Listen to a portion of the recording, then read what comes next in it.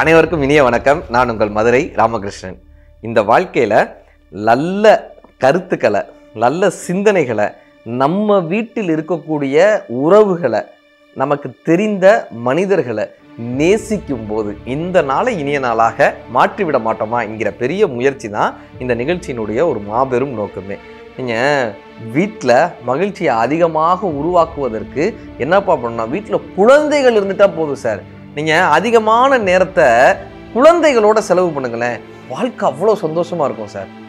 புதுசாக இந்த குழந்தைகள் நம்ம கடத்திட்டு போவாங்க. கடவுள் இந்த பூமி மீது வைத்திருக்கும் கடைசி நம்பிக்கை குழந்தைகள்னு வாங்க. இங்கே கூட்ட நெரிசலான ஒரு பஸ்ஸு, எரிச்சலாக இருக்கும். அந்த பஸ்ஸில் ஏறி நம்ம பயணப்படுறக்க அங்கே ஒரு குழந்தையோட ஒரு அம்மா வந்திருந்தாங்கன்னு வச்சுங்களேன், அந்த குழந்தைய நம்ம கொஞ்சம் ஆரம்பிச்சிடுவோம். அந்த குழந்தை இருக்கும்போது அவ்வளோ சந்தோஷமாக இருக்கும். ஒரு குழந்தை அத்தனை கஷ்டங்களையும் நீக்கிட்டு போயிடும் சார். வீட்டில் கணவன் மனைவிக்கே பிரச்சனை வரும்போது என்ன தெரியுமா சொல்லுவாங்க, ஒரு குழந்தை பிறந்துட்டா சரியாக போகும்பான்வாங்க. இந்த குழந்தையை கொஞ்சம் குழந்தைகளோடு நேரம் செலவழிக்க என்னப்பா ஆகும்னா, நமக்குள்ள இருக்கக்கூடிய குழந்தை வெளியே வந்துடுவாங்க. நீங்கள் குழந்தைய கொஞ்சிறப்ப பாருங்க, பெரிய செய்யுள் பாட்டா சொல்லி கொஞ்சுவோம். இந்த குழந்தைய கொஞ்சும் போது ரொம்ப தமிழ் பாடலா சொல்லி கொஞ்சுவோம். ரே ரே ரே ரே ஜூ ஜூ ஜூ ஜூ இப்படி கொஞ்சிரோம்ல. என்ன பார்த்தோன்னா, நமக்குள் இருக்கக்கூடிய குழந்தை வெளியே வருதுன்னு அர்த்தங்க. நமக்குள்ள இருக்கிற குழந்தை வெளியே வரும். அறிவு ஜீவிலாம் குழந்தைகிட்ட காட்ட மாட்டோம். இப்போ இந்த குழந்தைகளை என்னப்பா பண்ணணும்னா, குழந்தையாகவே இருக்க விடணும். இந்த குழந்தைகளை நம்ம குழந்தைகளாகவே இருக்க விடணும். நம்ம என்ன பண்ணுறோம் தெரியுமா, குழந்தைகளை அறிவாளியாக்க முயற்சி பண்ணிகிட்டு இருக்கோம். இந்த தொலைக்காட்சியில் நடக்கக்கூடிய ஒரு போட்டிகளில் போய் கலந்துக்க வைக்கிறது, என் குழந்தை வந்து பாட்டே பாட மாட்டான்னு சொல்லி அவனை போய் ஒரு பெரிய சித்தரிக்க நினைக்கிறது, குழந்தைகளை உடனே வெம்ப வைத்து விடுவது. குழந்தைகள் குழந்தைத்தன்மையோடு இருக்கிறார்கள்ன்றது எப்போ தெரியுமா தெரியும், அதிகமாக கேள்வி கேட்பான் சார். அதிகமாக கேள்வி கேட்பான். மதுரையில் ஒரு வீட்டுக்கு போயிருக்கேன், தெரிஞ்சவங்க வீட்டுக்கு. அவங்க அப்பா இல்லை, அந்த பையன் டிவி பார்த்துட்டு இருந்தான். அந்த பையனை கூப்பிட்டு, இந்த மாமா யார் தெரியுதாடா, இந்த மாமா நிறைய கருத்துலாம் சொல்லுவார், எனக்கும் அவனுக்கும் சம்மந்தமே கிடையாது, அவன் ஏன் என் கருத்தை கேட்க போகிறான். இந்த மாமா நிறைய கருத்துலாம் சொல்லுவார், இந்த மாமா நிறைய புத்தகம்லாம் படித்தவர், இந்த மாமா உனக்கு தெரியுமா அப்படின்னா. அவன் அப்படியே திரும்பி பார்த்தான். அந்த குட்டி பையன் திரும்பி பார்த்து, தெரியாதுன்னா அவனுக்கு என்னை தெரிஞ்சுக்கணும்னு அவசியமே கிடையாது சார், தெரியாது. உடனே அவங்க அப்பா அவனை கூப்பிட்டு, ஏண்டா இந்த மாமா எப்படி தெரியுமா பேசுவார், எவ்வளோ இவர் தெரியாதுன்ற. அவன் எப்படியே முறைச்சு பார்த்தா, நீங்கள் ஏதாவது கார்ட்டூன் சேனலில் வருவீங்களான்னா என்னை பார்த்து, நீங்கள் ஏதாவது கார்ட்டூன் சேனலில் வருவீங்களா, அப்போ தான் என்னால் பார்க்க முடியும்னா. உண்மை தானே சார்.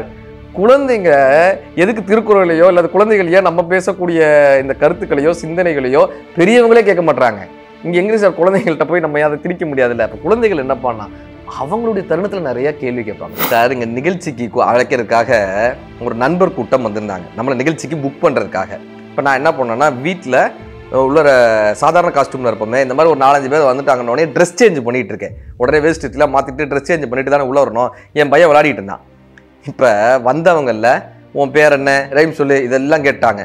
அவன் கேட்டான், நீங்கள் எதுக்கு வந்தீங்கன்னா கேள்வி கேட்க ஆரம்பிச்சிட்டான். எதுக்கு வந்தீங்கன்னு, நாங்கள் ஒரு சங்கம் வச்சுருக்கோம்ப்பா, சங்கத்துக்கு உங்கள் அப்பாவை பேச கூப்பிட்றதுக்காக வந்திருக்கோம். சங்கம்னா என்ன அப்படின்னா, சங்கம்னா ஒரு 10 பேர் சேர்ந்து இருக்கிறதுப்பா. ஸ்கூல்லேயும் தான் நிறைய பேர் இருக்காங்க, ஸ்கூலுக்கும் சங்கத்துக்கு என்ன வித்தியாசம் இப்படியா கேட்க அவங்க எல்லாம் தெரிச்சுட்டாங்க. அவன் உடனே கேட்டாங்க, நீ உங்கள் அம்மா பேச்சை கேட்பியா உங்கள் அப்பா பேச்சை கேட்பியான்னாங்க. அவன் சொன்னான், எங்கள் அப்பாவே எங்கள் அம்மா பேச்சை தான் கேட்பாருன்ட்டான். முடிஞ்சு எனக்கு பதறுது உள்ளர. ஐயோ நம்மளை என்னடா சொல்ல போகிறான், வேகமாக சட்டையை மாட்டிட்டு இருக்கேன். அவன் கேட்குறாங்க, உங்கள் அப்பா டிவிலெலாம் பேசுவார் கேட்பியான்னு. என் பையன் சார் ஒரே வார்த்தையில் முடிச்சிட்டான், அதெல்லாம் கேட்டால் ரொம்ப போர் அடிக்கும் அப்படின்ட்டு போயிட்டாங்க. அதுக்கு தாங்க நிகழ்ச்சிக்கு புக் பண்ண வந்திருக்காங்க, அதெல்லாம் கேட்டால் போர் அடிக்கும்ட்டு போயிட்டான். எனக்கு பதறது, டே நிகழ்ச்சிக்கு அதுக்காக தாண்டா வந்திருக்காங்க. ஆனால் குழந்தைகள் அப்படி தான் சார் இருப்பாங்க. இன்னையா குழந்தைகள் இருக்காங்க, அறிவாளிகளாக நம்ம மாற்ற முயற்சி பண்ணுறோம். பிரபஞ்சன் அவர்கள் ரொம்ப அழகாக சொல்லுவாங்க. பிரபஞ்சன் பெரிய எழுத்தாளர், அவர் சொன்னார், அவருடைய பேரன் வந்து நிறையா கேள்வி கேட்பானா. பேரன் ரொம்ப கேள்வி கேட்பானா. பசும்பால் குடிச்சா நல்லதுன்னு சொல்றியே தாத்தா, பசும்பால் குடிச்சா பலம் வரும்னு சொல்றியே, பூனை தினம் பசும்பால் தானே குடிக்குது, பூனைக்கு எங்கே பலம் வந்துச்சுன்னு கேட்பான். அப்புறம் ரொம்ப தூரம் நடந்தால் உடம்பு இழைச்சிரும், ரொம்ப தூரம் நடந்தால் உடம்பு இழைக்கும்னு சொல்றியே, யானை ரொம்ப தூரம் நடக்குது, அதுக்கே உடம்பு இழைக்கவே மாட்டேங்குது அப்படின்னா. அவர் சொல்கிறாரு, கொழுப்பு நிறையா சாப்பிட்டாக்க உடம்புல கொழுப்பு சேரும்னு டாக்டர் சொல்கிறாங்களே, இல்லை உனக்கு கொழுப்பு சேர்ந்துருச்சுன்னு சொல்கிறாங்களே, அருகம்புல் ஜூஸ் தானே கொழுப்புக்கு குடிக்க சொல்கிறாங்க, அருகம்புல் ஜூஸ் குடிக்கணும்னு. இந்த ஆடு இருக்குல்ல, இந்த ஆடு அருகம்புல் தானே சாப்பிடுது, ஆடு எங்கேயாவது கொழுப்பியா சாப்பிடுது, ஆடு அருகம்புல் தானே சாப்பிடுது, அப்புறம் ஏன் ஆட்டு உடம்புல இவ்வளோ கொழுப்பு வருதுன்னு கேட்பானா. இப்படி யோசிச்சு கேள்வி கேட்பாங்க என் பாருன்னு சொல்லிட்டு பிரபஞ்சன் அவர்கள் சொல்கிறாரு. அந்த ஆர்டிக்கலில் எழுதுகிறப்ப திடீர்னு ஒரு தடவை அவன் கேள்வி கேட்குறதே விட்டானான். திடீர்னு கொஞ்ச நாளாக தாத்தாவோட பேசுகிறதே விட்டுருக்கான். ரொம்ப நாளாக அவன் பாட்டு தனியாக போய் உட்காந்துருக்கான். இப்போ மருமகளை கூப்பிட்டு கேட்குறாரு, என்னம்மா அவன் எப்பயுமே ஏதாவது கேள்வி வித்தியாசமாக கேட்பானே, யோசிச்சு வித்தியாசமாக கேட்பானே, இப்போ ஏன் அவன் எந்த கேள்வியும் கேட்கறது இல்லைன்னு மருமக சொன்ன ஒரே விஷயம், மாமா அவனை நாங்கள் ஸ்கூலில் சேர்த்துட்டோம் மாமா, ஸ்கூலில் சேர்த்துட்டோம் மாமான்னு. நல்லா பேசுகிறான்னு கொண்டு போய் ஸ்கூலில் சேர்க்க வேண்டியதுங்க. ஸ்கூலில் சொல்கிற முதல் வார்த்தை சைலன்ஸ், சைலன்ஸ் அப்படின்றது இல்லையா? இப்போ நாம் குழந்தைகள் எப்படி இருக்க வேண்டும் என்று பெற்றோர்கள் நினைக்கிறார்களோ அப்படி பெற்றோர்கள் எப்படி இருக்க வேண்டும் என்று குழந்தைகளும் நினைக்கிறாங்க.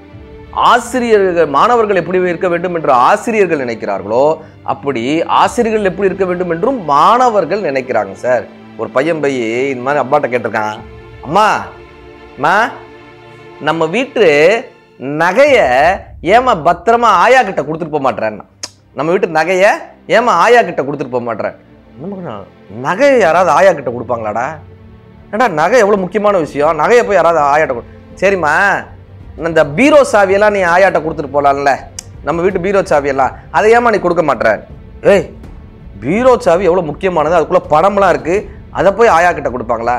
சரிம்மா இந்த ஏடிஎம் கார்டு டெபிட் கார்டு இதெல்லாம் ஆயா கிட்ட கொடுக்க வேண்டியதானே? ஏடா ஏடிஎம் கார்டு கிரெடிட் கார்டு இதெல்லாம் எவ்வளோ முக்கியமானது, இதை போய் ஆயாட்ட கொடுப்பாங்களா? நான் கேட்டிருக்கேன், ஏம்மா நகை முக்கியம், பீரோ சாவி முக்கியம், பணம் முக்கியம், ஏடிஎம் கார்டு கிரெடிட் கார்டுலாம் முக்கியம், இதெல்லாம் நீ ஆயா கிட்ட கொடுக்க மாட்ட, என்னைய மட்டும் ஆயா கிட்ட விட்டுட்டு போறியம்மா, நான் முக்கியமானவன் இல்லையாம்மா?